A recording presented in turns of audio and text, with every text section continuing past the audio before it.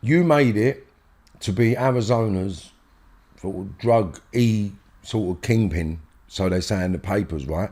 And you're from a basically middle class background, from a privileged environment, right? So if people like you can become them people, it shows you how fucking simple that world is. Do you know what I mean? But show me a man, show me his house. Show me a man, show me his kids. Do you understand? And there ain't a villain that I know. Well, there is a villain. There's only one small, I'd say 2% of the villains that I know sort of look after their family in the correct way. The rest of them, they don't. And they don't. Yeah, they all pretend that they're making bundles of dough and they all pretend that they've got everything, but all their women are moaning. All their kids are suffering, okay? And that's a fact. 98% of people are suffering in that world, right? Their kids are suffering. And that's why their kids grow up to think, I'm not going to be like my dad, I'm going to be better than my dad. But they don't realise being a criminal is not going to make you a better person. It will not make you a better person, mate. Yeah, come away from crime and look inside yourself to the one unique skill set that you have and develop that into a business project or into a business infrastructure, into a sort of product. And if you've got a brain to do things, then that will create business. If you've got an ability to do things, then that will create a business. If you've got an idea to do things, that will create a business. So just connect with the right networks and use yourself or utilize yourself as a human being, because every single one of us has a unique skill to pass on to perpetuate the species. And that is a fact. And the other important lesson there is think about your family. When I was running around on all those drugs, 5,000 miles away my parents were, and I'm thinking they're never going to find out. Then there was all the media after I got arrested, and my mum read a story that was all sensationalized, and she had a nervous breakdown. She was a college teacher. She went into the college and she started screaming at people, I know you've read the story, I know you know what's going on. And they didn't have a clue what she was on about. Dad had to get her from the college, and she's been on and off medication to this day. And then the fact that they supported me and flew 5,000 miles to visit me every year while I was incarcerated. My mum would wait for hours in the desert, would sniffer dogs on her and everything. And I'd come out my cell, and my mum would be sat there in this little room, and just to see the stress on her face and just the looks, just the hurt on her face that I put her through and all the suffering. All for a drug, a drink and a bird. Yeah, exactly. It just makes me feel sick just thinking about it. And that's why I do what I do now, because what I've learned is I only ever dealt with my trauma by creating more trauma. So I never dealt with anything. I just created more chaoticness. And I've done it throughout my family, I've done it throughout my friends, and I've done it throughout my life, you know. And it's part of a programming that is hard to let go of, but you have to. Like, I had a troll yesterday telling me I should get shot in the head because I'm having it with old Bill. And I just sort of said to him, look, mate, you obviously haven't lived that serious of a life, because I've actually experienced, I've seen enough, I've experienced enough, I've been through enough, and I've had enough. You know, so maybe when you've gone through life on a different frequency, you'll have enough of what I've had enough of. So until that time, small pony, grow up, you know. So you mentioned that you went away for 15 years then? On and off, like. Oh, on and off. It wasn't one stretch. It was a 5-year sentence, a 5.5-year sentence, an 18-month sentence, a year sentence, and then 4 years on remand. But when I do bird, I do my bird. I don't get D-cats, I don't get C-cats, I don't get home leaves, town visits. I'm very subversive in jail. I ride my bird, I make money. I always used to think I was the most sensible person in jail, you know, and now I understand why people used to laugh at me or think I was an idiot. Like, the most sensible people think, you're off your head, mate, you're fucking stupid. And I think, what are you on about, you idiot? My missus is going on holiday, the kids have got food, and they're like, but you're not going on. What's the fucking point, mate? You earn twice as much outside. But because I was brought up in an environment where I never had much, my mindset was always, as long as my kids have got all the materialistic stuff that I never had, I'm a good dad. And that's another thing about being materialistic, man. It's not a good thing. You know, be conscious, be righteous, and be selfless, and you'll be good. I thought the meaning of life was money. And then when I lost everything, I was pining for it the first year, but after I think it was in the beginning of the third year, lost my girlfriend. And all of that gone, I had this weird sense of liberation, and then just reading like philosophy and stuff, I learned that happiness is in here. It's in your heart, and it's in what your thoughts make it. Because all that money I had, I'm not knocking money. You can have a good life if you use it sensibly, but all that money I had just brought me a shitload of trouble, basically. Yeah, that's all it does. It's the wrong money, isn't it? It's not money in per se.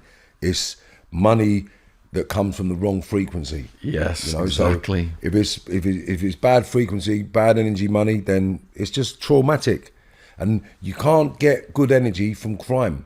That's why every criminal, right? Every criminal has has dramas, has prison, has headaches, has shootings, stabbings, killings, and prison. Like, that's why they have it, because it's not a good frequency. Now, straight goers, like, I've got friends, millionaires, that have never even been punched in the face. Imagine that. I can say he's been punched up the ribs now, though. I'll put that one out there because I had to. One of my friends is so middle class that they're so used to being powerful in their environment, because he's been so wealthy over his years. He's been control people with his wealth. So one day he got out of school to me, but I did tell him a couple of weeks prior. I said, if you talk to me like that ever again, I'm going to give you a shot up the ribs. Yeah.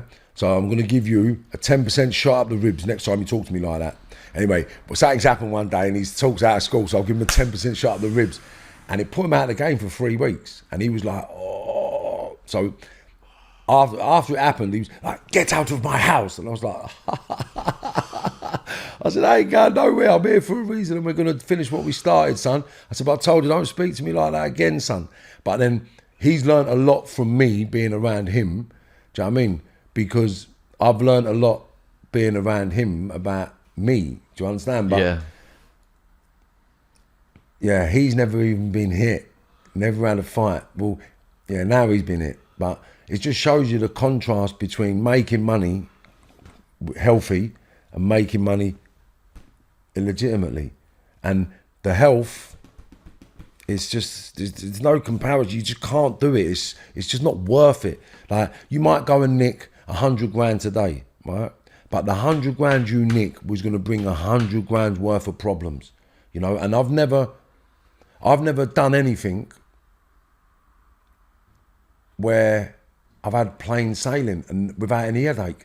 There's always been headache. Like, your doors always get booted off. You always getting nicked. People trying to rob you. People trying to set you up. Like, it's just, I mean, like, when I was robbing money before, I was helping people out. And then one kid decided he owed 100 and something grand out to someone.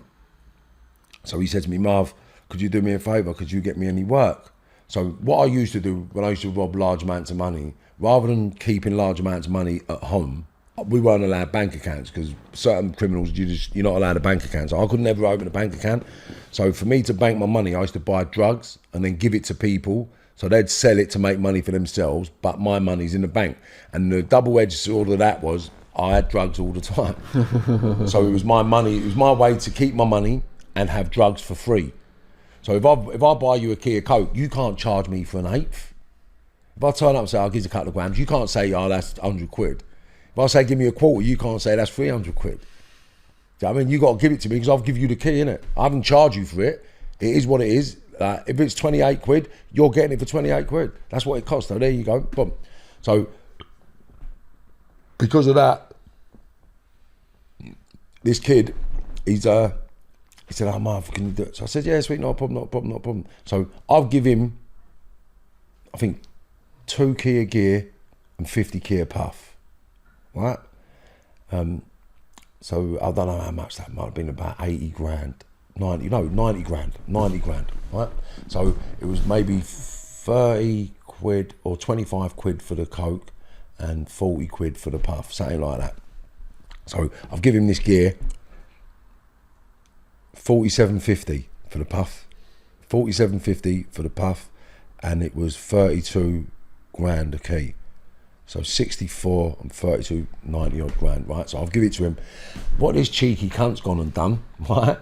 He's supposed to be my mate, right? And he's supposed to be flipping this in a week. So what he's gone and done, he's gone and paid his debt to these gangsters, right?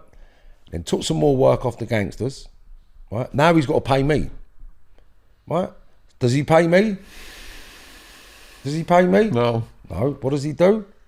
He tells the gangsters, yeah, that I'm coming to rob him. And I've robbed him and I'm doing this and I'm doing that. So the gangsters then, right, call a meet on with me. I'm like, what do they want to see me for? And I'll speak to the fella because there was a bit of history with the fella anyway. So I'm going to meet the fella. He's like, what the fuck? And I'm like, what? He's like, what? So you owe me X, man. You owe me. I was like, wow. I said, mate, let's have it right. I said, I don't owe no one a fucking penny, mate. And I'm telling you now. I said, to be quite honest with you, you're lucky you're standing here in front of me. I said, because last year I got paid to iron you out. Yeah? And he was like, what the fuck are you talking about? I said, well, what it was, they used to get 75 key of coke every month. And the person that got it lined up for them, yeah, said to me, look, rather than we go to them, if we iron him out, we can get the 75 key a week or a month, something like that. So then I didn't know who this fella was. So I've gone to someone, I said, listen, someone's offered me 75 key of Uta to whack this little mug. Who is it? I said, Marv, it's too much headache, mate. It's intertwined with family and people we know their families. It'll be messy. So, all right, sweet, not a problem. So I left it. So then a couple of years later, this geezer's in front of me telling me about rat. I said, mate, don't get fucking cheeky. You're lucky you're standing in front of me, you cheeky cunt. He's like, what? What are you talking about? I said, listen, I could have ironed you out last year over Fernando and you're 75 bits, you mug. And he's like, what? How'd you know about that? What are you talking about? I said, mate, let me tell you. He said, you better tell me who told you. I said, I ain't fucking telling you nothing. I said, I'll tell you what I will do though, and I promise you, yeah, I'll make them come and tell you. So for his ego, he said, right, you've got a week. So then what I've done, I've set up cameras in my ass, and I've got this fella around, and I've said to him, yeah. So I've said to this fella, obviously this has happened, that's happened, what's happening. So now he's spilling the beans. He's spilling all the beans on the video. They're cunts, mate. Yeah, he's a cunt, and he's one this and this. You're the only one that's ever helped me, Marv. Because what I'm establishing, what I'm proving to these people now is, I haven't took your work. I've actually given someone 100 grand's worth of grub, and they've pulled my pants down. Now they're using me and you, and they're going to get us warring. So here's the video. So I've sent them the video of this geezer talking about them, and then that sorted them. Do you know what I mean? But yeah, it was this never-ending and that was just helping someone. Do you know what I'm saying? So everything in that world is just contaminated, because no matter how far you get in front, one of your people and one of your friends will pull you back. It can only be the people closest to you that can fuck you. And the only people closest to you that will set you up to get killed or shot or banged up. And that's a fact. So don't think it's a stranger. Look in a circle. It's the close circles around you that put you in it, mate. I'm telling you. Yeah, it was my top ecstasy salesperson fell out with Wild Man, and he turned us all in. That's what happens. It always happens. Yeah. Always happens, mate. Yeah. It's only in the circle that get you fucked. Do you know what I mean? And when obviously people's noses get put out of joint because they feel less important or they feel more obligated. You know, like they feel a sense of entitlement. Like for argument's sake, I'll branch off quickly. So I've got this young kid now, and I'm back in the heyday. I'm giving him so much product. I've said to him one day, what the fuck, man? You owe so much money. And he's gone, what are you on about? He said, I give you 300 grand last week. And I was like, you ain't give me nothing, you stupid looking cunt. You've paid for product. I said, what do you think? The product's free? I said, do you think it's free? I said, it's been paid for before it even got to this country. And now you've got it because I trust you and you're telling me you're doing me a favour. So here they've got that mad mindset of entitlement because they think they're doing you a favour when you're putting them on. Do you know what I'm saying? So, but now with hindsight, I see it for what it is. They are doing you the favour because without them, you're not making money. And that's why the grooming process comes in, to make people believe that they're going to make a lot more money than they do by making them sell drugs. And that's why now I'm the advocate against the grooming stuff, or exposing the grooming for what it is. County lines and all that. All of it. Any criminal activity is grooming. Right? And they're programmed. Even most of the villains are programmed to groom their youngsters. They've got to find the next best kid to take the job. Because you go up the ladder, and once you've done enough dirt, someone else takes the dirt. And it's about getting the kids in line for that. Why would you do that? Yeah. Why would you do that? Like, you can turn over hundreds of thousands of pounds creating sensible, sustainable companies. It's not hard. Do you know what I mean? So that's what I'm promoting that, and that's where I'm going at, and that's all I've thought of drive towards, creating infrastructures to develop businesses and business infrastructures. So we're campaigning for a reversal of drug laws and the war on drugs, because drug laws have made plants that were worthless more valuable than gold. Escobar could source a kilo of coca paste for like $60 when it was going for a kilo of cocaine was going for 60,000 on the streets of America. Because of drug laws, the black market gets bigger every year, and there's more incentive and temptation for the youngsters to get into it. What's the answer, Sean? To completely reverse and decriminalize and legalize and just have it regulated and take the crime out of it. Right, do you know who does that at the moment? Who? I'm asking you. The only country that's gone really far with it was Portugal with the heroin, and they said... No, they've done it, and cocaine. Yeah. They've done all drugs. And they got the heroin users down to less than 50,000. No, it's decriminalised, all drugs. You You cannot get arrested for taking drugs in Portugal. You can't get arrested. It's decriminalised. The users were no longer afraid of getting arrested. They spoke to the health teams and they got them off the drugs. Yeah. Well, I blatantly believe that if they legalise drugs, and put drugs in this where you could go into a shop and buy them, all the bullshit would stop. The courts would empty, the prisons would empty, but unfortunately, the legal system and all these other parasites are some of the biggest employers in the world. Prison guards unions, they're all lobbying to keep the drug laws tight and keep putting young people in prison for drug use. In America, they're doing it, but I think over here we might set a precedent for the Americans to follow. Yeah. Do you know what I mean? Because I hope so. They started with the puff. Yeah. They started with the puff. So that's people voting for it, not the government. Yeah, but that's what we need to do in this country. Yeah. So, me personally, if, for argument's sake, right, if you sold drugs cheaper than the drug dealers, right, but then you had to go to certain places to buy it, people don't want to be seen buying it, so they wouldn't take it. Do you know what I mean? Yeah. So the black market would only be for certain types of people, not every person. So the element that causes the most problem in society are the working class, underprivileged. They're the people that cause the problem within communities with the homelessness and all that. But if that's regulated and is legal and they're getting support doing it, then the middle classes will go to the black market because they don't want to be seen walking into these establishments to get their drugs. So then that's what will be on the black market, the middle class stuff. And that's where it's away from the deprived people. It's away from the streets, away from the ethnic minorities killing each other on the street for peanuts. Do you understand? Like, if the middle class want to take drugs and they want to go black market, then they've got to pay extortionate prices because they don't want to walk into this building and see it. Because they've got the money and the resources, they'll pay that money just to keep quiet. It's like the paedophilia and the nonsense stuff. They all keep quiet over it. Yeah. Like that's why there's laws in lobby to say, that you get more for nicking money than you can for raping a woman. Well, our slogan on this channel is end the war on drugs, start the war on pedos. Because you've got the cops saying we can't go after these political pedos and all this stuff, Jimmy Salbla. We don't have the resources. Yet every time you walk through London, you see them shaking down a kid for weed. Oh, it's never ending. It's never ending. And that's the thing. See, it's just society's just created from a whole heap of nonsense, a whole heap of bollocks, and a whole heap of manipulated psychology.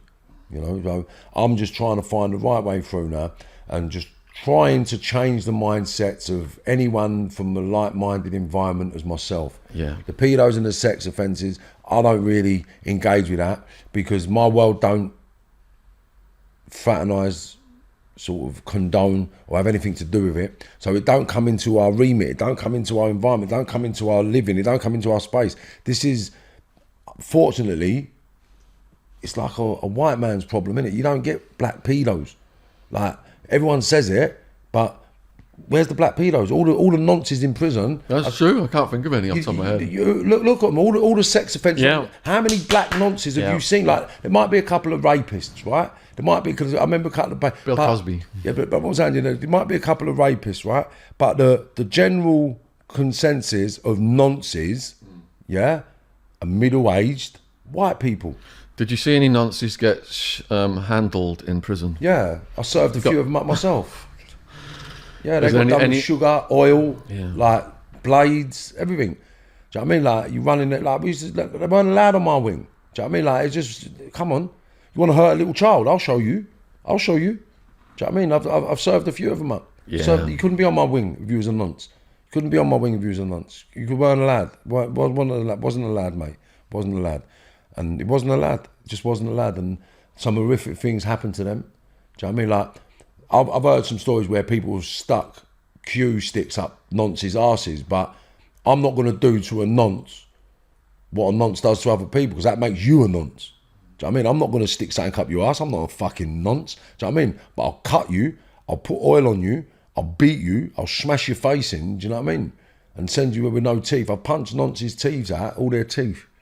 Oh, yeah. Because you're allowed belts in prison, so you just put your belt round your hand and punch their teeth out. That's what I was sort of known for, punching people's teeth out. So is it KOS, kill on sight for nonces in prison? See, it's not kill on sight, but it's just weigh in on sight. Yeah. Do you know what I mean? You get like, what? No, it's not acceptable. It is not acceptable. You're not walking past me if I know you're a nonce. It's not happening. It's not happening. It's not happening. It's not happening. Do they put things in the food and stuff like that? Put what things in what food? Like broken glass and things. I heard stories. Yeah, there's loads of stories about people doing shit like that, but it's just 98% of people accept them for an easy life in prison. Really? Yeah, they do. They do. Because no one wants to lose bird. No one wants to lose their enhanced status. So he's a nonce, but he ain't a nonce to me. He ain't done me no harm. It's like he's a grass, but he ain't grassed me up. He ain't done me no harm. And that's what everyone does. He ain't done me no harm. He's all right.